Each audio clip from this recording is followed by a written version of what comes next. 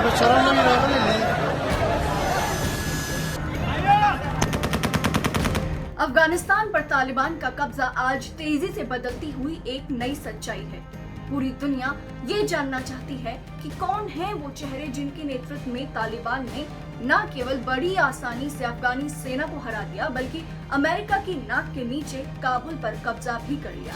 नमस्कार, मैं हूं वर्तिका और आज के अपने एक्सप्लेनर में हम आपको बताएंगे तालिबान के 4 बड़े चेहरों के बारे में। मुल्ला अब्दुल गनी बरादर, हिब्तुल्ला अखुंदजादा, सिराजुद्दीन हक्कानी, मुल्ला याकूब, यही वो नाम हैं जिनके हाथों में तालिबान का नेतृत्व है। काबुल में सत्ता हस्तांतरण की तैयारियां जोरों पर है। आइए इन नामों और चेहरों को करीब से जानते हैं जिनके हाथों में संकट से घिरे अफगानिस्तान का भविष्य हो सकता है।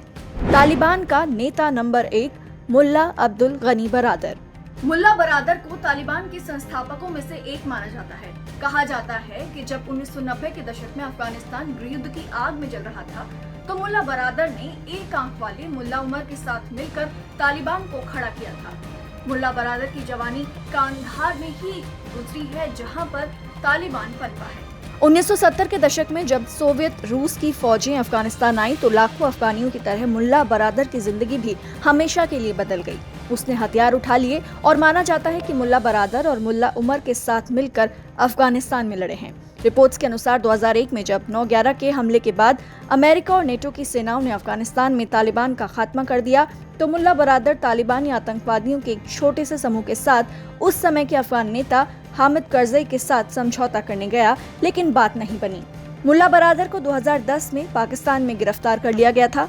पाकिस्तान की सरकार ने उस समय लंबे समय तक अपने यहाँ जेल में रखा। आखिरकार 2018 में अमेरिका के दबाव में पाकिस्तान ने उसे रिहा कर दिया।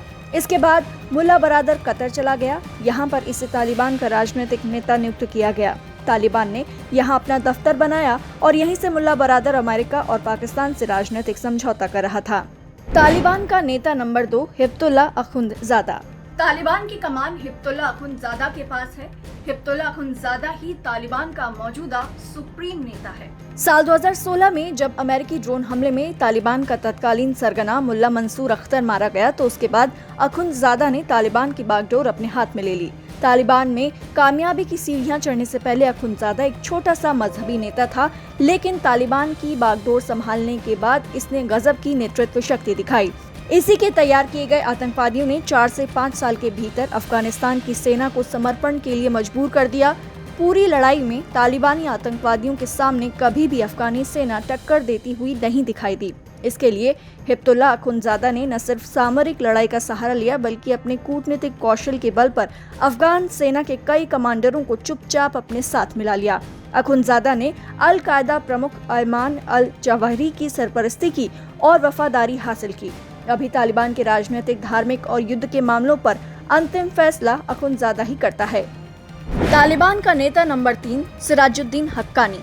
सिराजुद्दीन हक्कानी तालिबान का डिप्टी लीडर है और उसी हक्कानी नेटवर्क का प्रमुख है, जिसके नेतृत्व में हक्कानी नेटवर्क पिछले 20 सालों से अफगानिस्तान में अमेरिका और नेटो सेनाओं पर फिदायीन हमले करते आया है। सिराजुद्दीन हक्कानी सोवियत के खिलाफ लड़ने वाले अहम कमांडरों में से एक जलालुद्दीन हक्कानी का बेटा है। बता दें कि हक्कानी नेटवर्क फिदायीन हमलों के लिए कुख्यात है।